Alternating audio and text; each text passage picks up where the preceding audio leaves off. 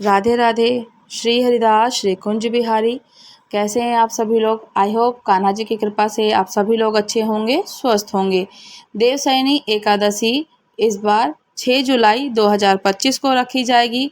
ये आषाढ़ मास के शुक्ल पक्ष की एकादशी तिथि। इस दिन से भगवान विष्णु हरि नारायण 4 महीने के लिए योग निद्रा में चले जाएंगे, जिसे चातुर्य मास भी कहा जाता है, क्योंकि 4 महीने तो चातुर्य मास के नाम से भी जाना जाता है।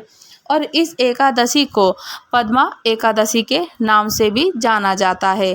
देवशयनी एकादशी जो कि इस बार 5 जुलाई को 6:58 से शुरू हो जाएगी। तो हर व्रत उदय तिथि के अनुसार रखा जाता है। जब सूर्य उगे तभी हम व्रत को करते हैं। जो व्रत धारण होते हैं गौड़े संप्रदाय, वैष्णव संप्रदाय, सनातन संप्रदाय या फिर स्मार्क वाले जो भी भक्तजन हैं, इस बार 6 जुलाई को ही व्रत करेंगे और 6 जुलाई को व्रत रखा जाएगा। 7 जुलाई को पारण का समय होगा। देवशयनी एकादशी जो कहते हैं कि पौराणिक कथाओं के अनुसार राजा बलि ने भगवान विष्णु जी से पाताल लोक में रहने का वचन लिया था, जिसके कारण भगवान विष्णु जी को पाताल लोक में रहना पड़ा। और देवशयनी एकादशी के दिन से ही भगवान विष्णु राजा बलि के साथ पाताल लोक में निवास करने के लिए जाते हैं और 4 महीने तक वहीं रहते हैं पाताल लोक में। इस दौरान भगवान शिव सृष्टि का संचालन करते हैं। देवशयनी व्रत की विधि। देवशयनी एकादशी के दिन सुबह जल्दी उठकर स्नान आदि का निवृत्त हो जाएं और व्रत का संकल्प लें। भगवान विष्णु जी की पूजा करें, उन्हें पीले फूल और फल अर्पित करें। पूरे दिन उपवास रखें और रात में भजन कीर्तन करें। अगले दिन द्वादशी का जो पारण का व्रत होता है, तो पारण द्वादशी के समय पर ही करना चाहिए।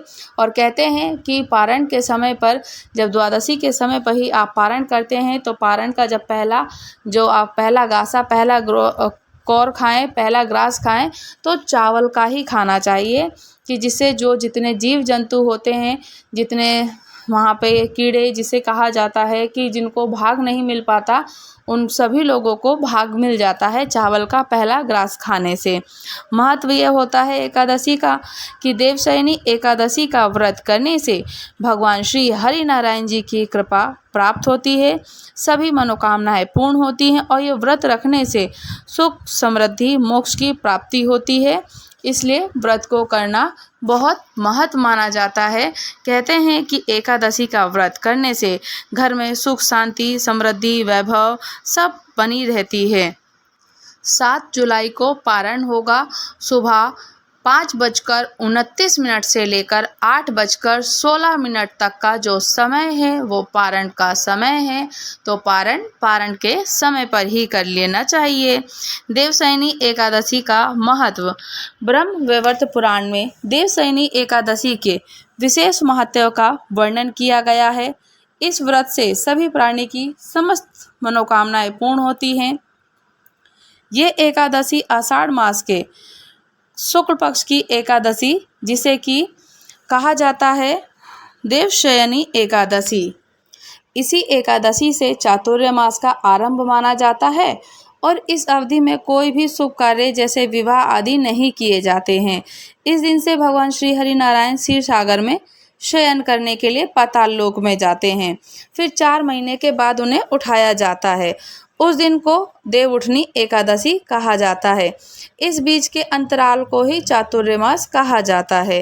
देवशयनी एकादशी को देवशयनी, महा एकादशी, थोली एकादशी, हरि एकादशी, पद्मनामा एकादशी, शयनी तथा प्रबोधनी एकादशी के भी नाम से कहा जाता है। देवशयनी एकादशी के व्रत की कथा। धर्मराज युधिष्ठिर ने कहा कि हे केशव, आषाढ़ शुक्ल एकादशी का क्या नाम है? इस व्रत को करने से क्या लाभ है और क्या विधि है? किस देवता का पूजन किया जाता है?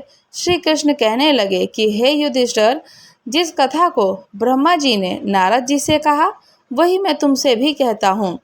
एक बार देव ऋषि नारद जी ने ब्रह्मा जी से इस एकादशी के विषय में जानने की उत्सुकता प्रकट की।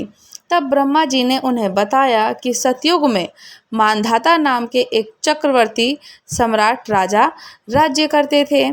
उनके राज्य में प्रजा बहुत सुखी थी, किंतु भविष्य में क्या हो जाए ये कोई नहीं जानता था। अतः वह भी इस बात से अभिगन्य थे। उनके राज्य में शीघ्र ही भयंकर अकाल पड़ने वाला है। उनके राज्य में पूरे 3 वर्ष तक वर्षा न होने के कारण भयंकर अकाल पड़ा। इस अकाल से चारों ओर त्राही त्राही मच गई। धर्म पक्ष के यज्ञ, हवन, पिंडदान, कथा, व्रत आदि में कमी हो गई। जब मुसीबत पड़ी तो धार्मिक कार्यों में प्राणी की रुचि कहाँ रह जाती है भला। प्रजा ने राजा के पास जाकर अपनी वेदना की दुहाई दी। राजा ने तो इस स्थिति को लेकर पहले ही दुखी थे ही, और वह सोचने भी लगे कि आखिर मैंने ऐसा कौन सा पाप कर्म किया जिसका दंड मुझे इस रूप में मिल रहा है। फिर इस कष्ट से कैसे मुक्ति पाने का कोई साधन करने के उद्देश्य से राजा सेना को लेकर जंगल की ओर चल दिए। वहां विचरण करते करते एक दिन वे ब्रह्मा जी के पुत्र अंगिरा ऋषि जी के आश्रम में पहुंचे और उन्हें साष्टांग प्रणाम किया।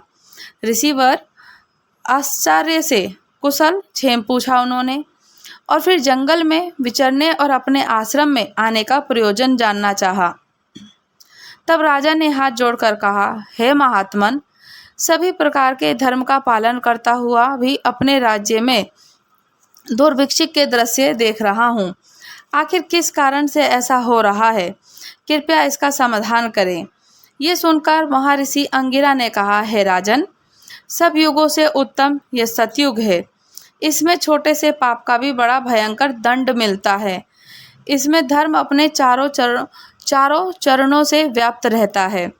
ब्राह्मण के अतिरिक्त किसी अन्य जाति को तप करने का अधिकार नहीं है, जबकि आपके राज्य में एक शूद्र तपस्या कर रहा है, और यही कारण है कि आपके राज्य में वर्षा नहीं हो रही है। जब तक वह अकाल को प्राप्त नहीं होता, तब तक वह दुर्भिक्ष शांत नहीं होगा। दुर्भिक्ष शांति उसे मारने में असंभव है। किंतु राजा का हृदय एक निरपराध शूद्र तपस्वी को समन करने को तैयार हुआ ही नहीं। उन्होंने कहा, हे देव, मैं उस निरपराध को मार दूं, ये बात मेरे मन को स्वीकार नहीं है। कृपया करके आप कोई और उपाय बताइए। महर्षि अंगिरा ने कहा, आषाढ़ माह के शुक्ल पक्ष की एकादशी का व्रत करें। इस व्रत के प्रभाव से अवश्य ही वर्षा होगी। राजा अपने राज्य की राजधानी लौट आए और चारों वर्णों सहित पद्मा एकादशी का विधि पूर्वक व्रत किया। व्रत के प्रभाव से उनके राज्य में मूसलाधार वर्षा हुई और पूरा राज्य धन धान्य से परिपूर्ण हो गया। ब्रह्मवैवर्त पुराण में देवशयनी एकादशी विशेष महात्म्य का वर्णन किया गया कि इस व्रत से प्राणी की समस्त मनोकामनाएं पूर्ण हो जाती हैं। तो बोले श्री हरि नारायण जी की जय हो। इस बार जो व्रत रखा जाएगा 6 जुलाई को रखा जाएगा। 7 जुलाई को जो पारण का समय है, ब्रह्म मुहूर्त में सुबह 5:29 से लेकर 8:16 तक पारण का समय रहेगा। राधे राधे। श्री हरिदास, श्री कुंज बिहारी। अगर आप लोग हमारे चैनल पर नए हैं तो चैनल को लाइक, शेयर, सब्सक्राइब करना बिल्कुल भी ना भूलें। राधे राधे।